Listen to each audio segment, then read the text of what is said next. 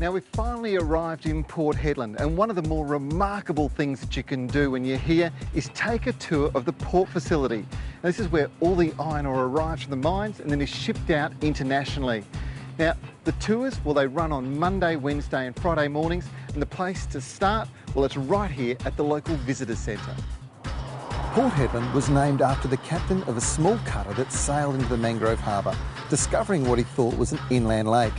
It was initially used as a port for a fledgling pearling industry and pastoral purposes, but it was the discovery of iron ore in the 1960s that set its course to become one of the world's busiest ports, shipping over $3 billion worth of goods every year.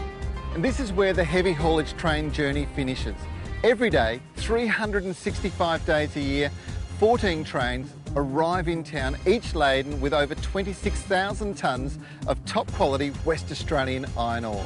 The logistics in managing this operation are incredible. For visitors to Port Hedland, one of the best ways to see the trains at work is to watch as they pass under the Red Bank Bridge headed into port.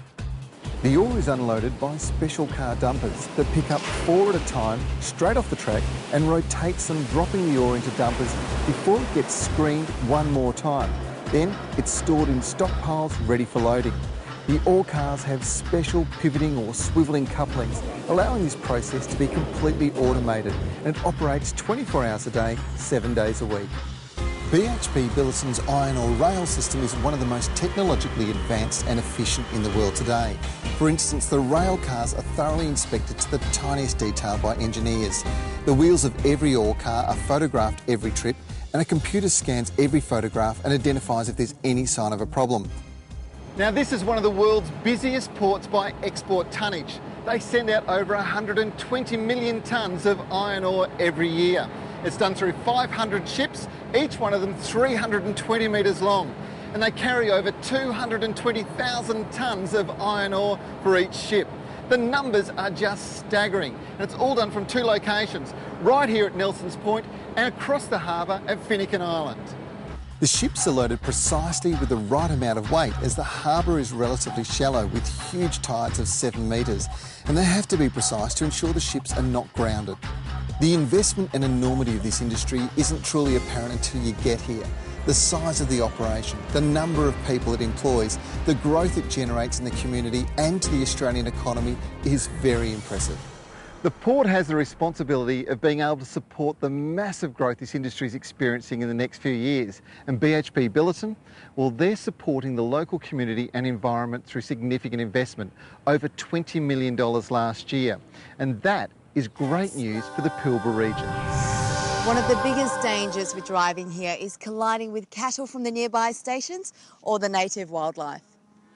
You need to be aware that these animals are often confused by the sound of a vehicle and they may run towards it rather than away from it. To keep yourself safe, slow down, especially during dawn and dusk when they are most active. One of the things that I love about travelling is finding out about the history of the places you visit. Now, when you come to Australia and go to a country town, you head off to the local preservation or historical society. And here in Port Hedland, well, it's at Dalgety House, where you're going to find out all about the Pilbara region.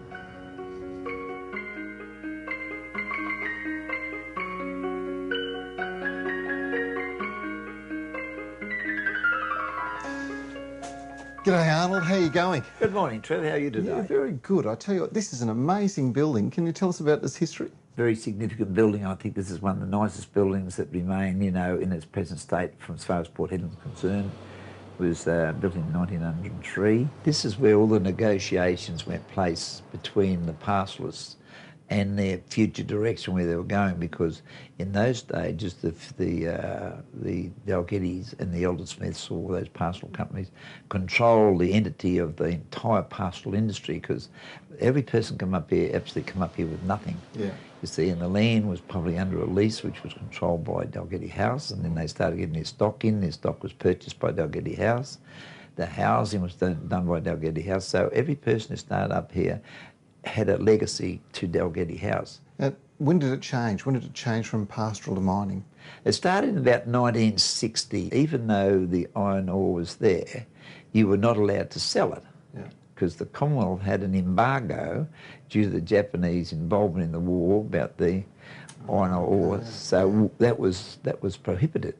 So even though Mount Goldsworthy Mining went into that area in 1961, it wasn't until 1964 that they actually were able to say, well, look, I've got my iron ore, can I sell it? Yeah. So as soon as they announced that, I remember that so vividly. It was announced on a Saturday morning, and I was walking up the post office because my office for Mount Goldsworthy was just across the road. And that was your role, wasn't it? You That was worked. my- How big was the office at the time? About as big as this. And how many people working there? One.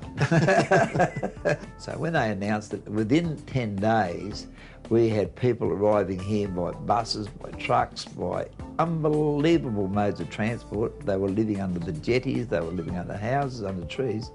Yeah. Our biggest concern was the port. The greatest thing that ever came into Port Hedland before was a state ship, which would be about 19,000 tonne. Here we were looking at the projection of our first ship coming in here to be 40,000 tonne minimum, building up to 200,000, because we had to dredge the whole channel. Yeah. The channel had to go out, about 7 or 8 kilometres. So there we were with a projection of a sale of iron ore, a harbour to be built, no dredging to be able to bring the bigger ships in to unload the construction material.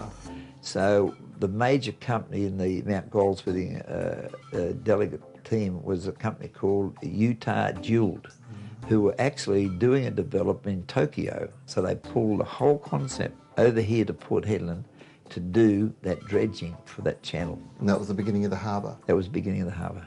So when did BHP arrive in town and start to have such enormous influence? BHP had to build an extension to their own port. They used the same channel built by Goldsworthy Mining. They had to go a bit deeper because they were bringing bigger ships in. They had to build their own port around the corner. So, you know, they just said, well, why aren't we duplicating this? Yeah. So then the three business companies in Mount Goldsworthy Mining sold all their rights, everything across to BHP, and BHP still today operate some of the initial leases, like Area C. That was originally pegged by Mount Goldsworthy Mining in 1966.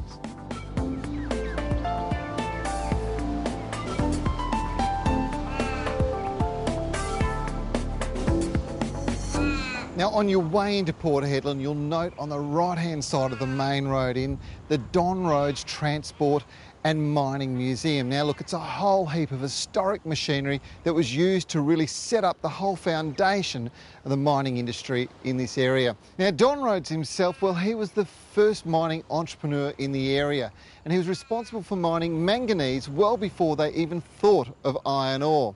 Now, this area here, look, it's a brilliant spot to stop and have a picnic, a barbecue, or maybe just a sandwich, a cup of tea, and a spot for the little tackers to have a run around. If you love art, particularly that of the Indigenous people of the northwest of Western Australia, then this is the place to come. It's Port Hedland's Courthouse Gallery. It's home to some sensational artwork, and they have exhibitions throughout the year, so it's well worthwhile checking out their website. Now, coming up after the break, we get to experience the most of the coastal lifestyle of Port Hedland.